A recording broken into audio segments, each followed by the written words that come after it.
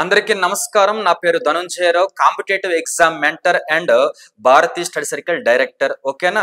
So జాగ్రత్తగా చూస్తే మన యూట్యూబ్ ఛానల్ సోషల్ మీడియా పోస్ట్కి సంబంధించి మన వారి నిరుద్యోగులకు సంబంధించి ఎప్పుడు కూడా వారికి ఉన్నటువంటి డౌట్స్ సంబంధించి వీడియోస్ చేయిస్తూ ఉంటారు. సో దాంట్లో భాగంగా నా దగ్గరికి అయితే ఒక మంచి క్వశ్చన్ అయితే తీసుకొని వచ్చారు. దానికి సంబంధించి నాకు కొన్ని ఎక్స్పీరియన్స్తో నేను కొన్ని సలహాలు అండ్ నా యొక్క ఒపీనియన్ అయితే తెలియజేస్తాను.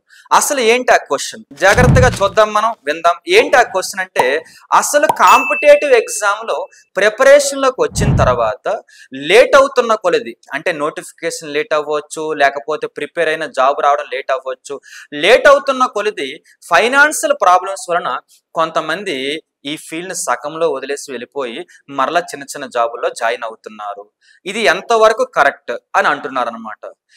ఒక చిన్న స్టోరీ నేను చెబుతాను, చెప్పిన తర్వాత దీనికి తగ్గట్టు క్లారిటీ మీకే వచ్చు. సపోజ్ ఇది ఒక హిల్, కొండ అనుకుందాం. ఇప్పుడు ఈ కొండ ఎక్కుతున్నాం మనం అనుకుందాం. చిన్న స్టోరీనా, 2 నిమిషాలు అయిపోద్ది. ఈ కొండ మనం ఎక్కుతున్నాం అనుకుందాం.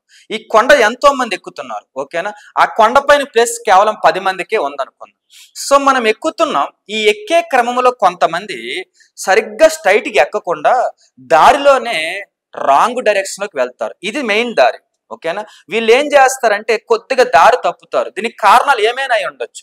యూట్యూబ్ లో వచ్చినటువంటి రాంగ్ వీడియోస్ అవ్వచ్చు, కొంతమంది ఇన్స్టిట్యూట్లు నమ్మి డబ్బులు కట్టి ఉండొచ్చు, ఏదైనా అయి ఉండొచ్చు, లేదా సొంతంగా నిర్ణయాలు అయి ఉండొచ్చు. సో దాంతో ఏమైందంటే రాంగ్ డైరెక్షన్ లోకి వెళ్తారు. వీళ్ళు చుట్టూ తిరుగుతారు ఇక్కడిక్కడే. ఓకేనా? కొంతమంది ఇలా స్ట్రైట్ గా వెళ్తున్నారు. ఎంతమంది వెళ్తున్నారంటే 100 మంది వెళ్తున్నారు. పైన ప్లేస్ ఎంతమందికి ఉంది? 10 మందికి ఉంది. అంటే పోస్టల్ ప్లేస్. అంటే ఇది కాంపిటీషన్ ఉన్నటువంటి మెయిన్ కాంపిటీషన్. ఇదేంటి, కాంపిటేటివ్ ఎగ్జామ్ ఉంటారు కానీ వీళ్ళు కాంపిటీషన్ కాదు, రాంగ్ డైరెక్షన్. అంటే ఏ బుక్ చదవకూడదో ఆ బుక్కే చదువుతారు. జాగ్రఫీకి ఏ బుక్ సరిగ్గా చదివితే జాబ్ రాదో ఎకానమీకి అదే నిజమని చెప్పి నమ్మేస్తారు అనమాట. అంటే ఇటువంటి రాంగ్ డైరెక్షన్ లో పడతారు కొంతమంది. పక్కన పెట్టండి. ఈ మెయిన్ గా వెళ్లే వాళ్ళు ఒక్కొక్క సబ్జెక్టుకి 2-3 బుక్స్ అవుతారు. నిజంగా బాగా కష్టపడతారు. డైలీ టెస్టులు రాస్తారు. ఎవరో ఒకరి మెంటర్ దగ్గర జాయిన్ అవుతారు. జాబ్ క్రాక్ చేసే వరకు కూడా వీళ్ళు ఇలాగే వెళ్తారన్నమాట. ఈ మెంటర్ పాపం వీళ్ళు కష్టపడతారు, లేకపోతే వీళ్ళు ఓన్గా కూడా కష్టపడతారు. ఇలా ముందుకు వచ్చేసరికి ఆల్మోస్ట్ ఇక్కడ దాకా వస్తారు. కొద్దిగా పైకి ఎక్కితే అయిపోతుంది. కానీ ఇక్కడికి వచ్చాక కొంతమందికి మాత్రమే అది ఎక్స్పీరియన్స్ అవ్వచ్చు, ఐక్యూ వల్ల అవ్వచ్చు, పైకి ఎక్కేస్తున్నారు. వీళ్ళకి గ్యారంటీగా ఆ 10 ప్లేసులు ఫిల్ అయిపోతారు. ఇంకా 90 మంది ఉన్నారు. వీళ్ళు హార్డ్ వర్కర్స్, బాగా చదివారు, నాలెడ్జ్ ఉంది. కానీ 90 మంది కొద్దిగా పై వరకు ఆగిపోయారు. ఎందుకంటే పైన ప్లేసులు లేవు, అంటే పోస్టులు అయిపోయినాయి. ఇప్పుడు వీళ్ళు కానీ పొరపాటున మరలా క్రిందకు వచ్చి రాంగ్ డైరెక్షన్ లోకి వస్తే, అంటే ఫీల్డ్ వదిలేస్తే ఫైనాన్షియల్ ప్రాబ్లమ్స్ వలన ఎంతవరకు వచ్చినా మరలా మొదటికి వచ్చేస్తారు. వేస్ట్ అయిపోద్ది లైఫ్ అంతా. ఎంతో కష్టపడి ఇక్కడ దాకా వస్తారు కదా వీళ్ళు. బాగా హార్డ్ వర్క్ చేసిన, బాగా చదివిన వాళ్ళు. వీళ్ళు మరలా వెనకడుగు వేయకూడదు. వీళ్ళు ఏం చేయండి, ఇక్కడే వెయిట్ చేసి, ఒకవేళ ఫైనాన్షియల్ ప్రాబ్లమ్స్ ఉంటే నన్ను అడిగితే ఏం చేయాలంటే ఒక 3-4 మంత్స్ ప్రిపరేషన్ పైపైన చేసుకుంటూ ఏదైనా జాబులో ప్రైవేట్ జాబ్ కాదు, పార్ట్ టైంగా జాబులో జాయిన్ అయిపోయి ఫుల్ వర్క్ చేసుకొని కొద్దిగా మనీ గెయిన్ చేసుకొని ఆ మనీతో మరొక సంవత్సరం పాటు హాస్టల్ ఫీజులు కట్టుకుంటూ వీళ్ళు కష్టపడితే నెక్స్ట్ నోటిఫికేషన్ ఇక్కడికి వచ్చేసారు కదా వీళ్ళకే జాబులు. పొరపాటున ఇక్కడ దాకా వచ్చి వెనక్కి అయితే వెళ్ళొద్దు. ఎందుకంటే ఇక్కడ దాకా రావడానికి ఈజీగా నాకు తెలిసి మీకు ఒక్కొక్కరికి 4-5 ఇయర్స్ పట్టేసి ఉంటుంది ఇప్పటికే. మరి అలాంటప్పుడు మీరు ఎంత దూరం వచ్చి మరలా బ్యాక్ వెళితే 4-5 ఇయర్స్ లాస్ అయిపోయినట్టే కదా. సో ఇక్కడ వరకు ఆగితే ఇంకొక 1 year లో సెటిల్ అయిపోతారు. వీళ్ళు చాలా జాగ్రత్తగా ఉండండి. కొంతమంది ఇక్కడే తిరుగుతున్నారు. వీళ్ళు వేరు. వీళ్ళు ఏంటంటే ఇదిగో యూట్యూబ్లో ఈ సార్ చెప్పాడు, లేకపోతే షార్ట్ కట్స్, లాంగ్ కట్స్, లేకపోతే ఈ బుక్ ఆ బుక్.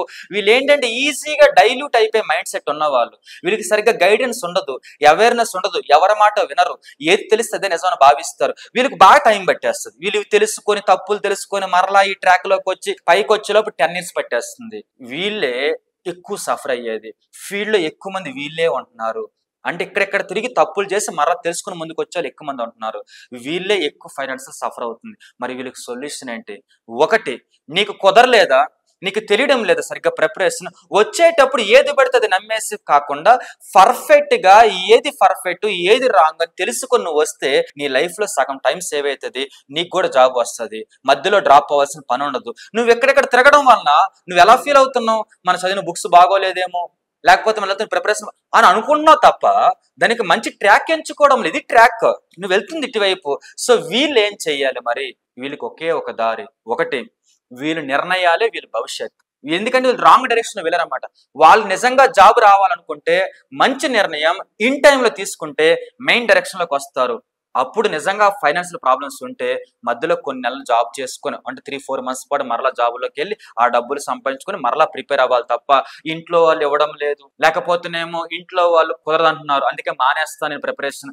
ఇది తప్పు. ఎందుకంటే ఇంట్లో వాళ్ళు ఒక లిమిట్ వరకే నేను చూసుకుంటారు, ఆ తర్వాత నువ్వే బిల్డ్ చేసుకోవాలా, ఇంట్లో వాళ్ళ మీద ఆధారపడకూడదు. కాబట్టి నేను చెప్పేది ఏంటంటే ఎవరి మీద రీజన్స్ చెప్పకుండా పాయింట్ నెంబర్ 1 రాంగ్ డైరెక్షన్కి వెళ్ళొద్దు. ఒకవేళ వెళ్ళారా వెంటనే వేకప్ అయ్యి అంటే వెంటనే తెలుసుకొని బయటకు వచ్చేస్తే ఒక నోటిఫికేషన్ మిస్ అయినా నెక్స్ట్ నోటిఫికేషన్ జాబ్ వచ్చేస్తుంది.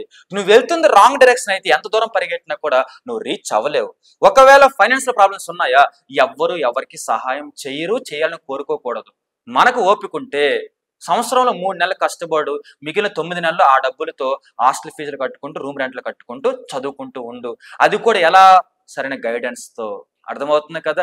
ఈ రోజుల్లో ఎగ్జామ్స్ పెట్టుకొని రావాలంటే కన్ఫామ్ ఎంత టఫెస్ట్ కాంపిటీషన్ అండ్ ఇంత టఫెస్ట్ ఎగ్జామ్ ప్యాటర్న్ లో ఒకే ఒక దారి, మెంటర్స్ ఉండాలి లేదా గైడెన్స్ ఉండాలి, లేకపోతే రాంగ్ డైరెక్షన్ లోకి వెళ్తావు. అది ఒకటి తప్పు.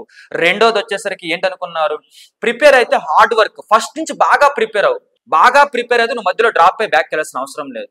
నువ్వు పైపైన సగం సగం టైం వేస్ట్ చేసుకుంటూ ఊర్ల మీద తిరుగుతూ ప్రిపేర్ అయితే మాత్రం నువ్వు ఇలా ప్రిపేర్ అయ్యి ఎంతకాలం ప్రిపేర్ అయినా ఫైనాన్షియల్ ప్రాబ్లమ్స్ వస్తాయి, అన్నీ వస్తాయి. బాగా ప్రిపేర్ అయితే ఫైనాన్షియల్ ప్రాబ్లమ్స్ వచ్చినా కూడా మనకు కాన్ఫిడెన్స్ ఉంటుంది కాబట్టి మనం ఒక అడుగు ముందుకేసి బాగా ప్రిపేర్ అవ్వచ్చు. లేదా బాగా ప్రాబ్లమ్స్ వస్తే ఒక 3-4 మంత్స్ కష్టపడి ఆ డబ్బులు ఇందులో ఇన్వెస్ట్ చేసుకుని మరలా ప్రిపేర్ అవ్వచ్చు. నువ్వు సగం సగం ప్రిపేర్ అయితే నీ లైఫ్లో సెటిల్ అవ్వలేవు, ఇంట్లో ఆర్ సొసైటీలో చాలా అవమానాలు ఫేస్ చేయాల్సి వస్తుంది. సో నన్ను అడిగితే నీ లైఫ్ని నువ్వే బిల్డ్ చేసుకోవాలి. ఎంచుకున్న మార్గం ఇంపార్టెంట్. అలాగే డైలీ ఎప్పటికప్పుడు మనం మార్పు చేసుకుంటూ ఉండాలి ప్రిపరేషన్లో.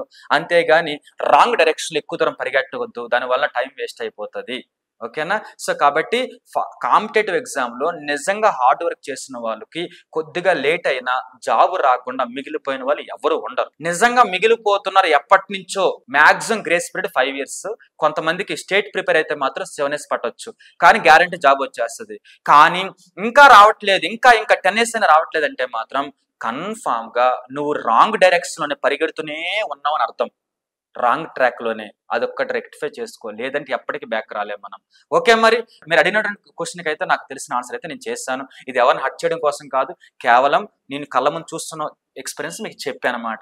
మరి ఇటువంటి క్వశ్చన్స్ ఏమైనా ఉన్నప్పుడు మీకేం డౌట్స్ ఉంటే మీరు కామెంట్ రూపంలో చేయండి. ఎందుకంటే కామెంట్ రూపంలో ఏం అడగాలి, క్వశ్చన్స్ అడగాలి తప్ప నువ్వు కూడా టీజీపీఎస్ చైర్మన్ లాగా, ఏపీపీఎస్ చైర్మన్ లాగా, లేకపోతే పొలిటీషియన్ లాగా అన్ని తెలిసినట్టు మాట్లాడద్దు. ఎందుకంటే కళ్ళ ముందు ఎంతమందిని చూస్తున్నాం కదా, మాకు మినిమం అవేర్నెస్ ఉంటుంది మాట్లాడేటప్పుడు. సో ఎనీవే, మరలా మన యూట్యూబ్ ఛానల్ ద్వారా, సోషల్ మీడియా పోస్ట్ ద్వారా మరొక డౌట్స్ ఉంటే నా దగ్గరికి వస్తే నేను మీకు మరలా క్లారిటీ ఇస్తాను. ఓకే, మరి థ్యాంక్ యూ.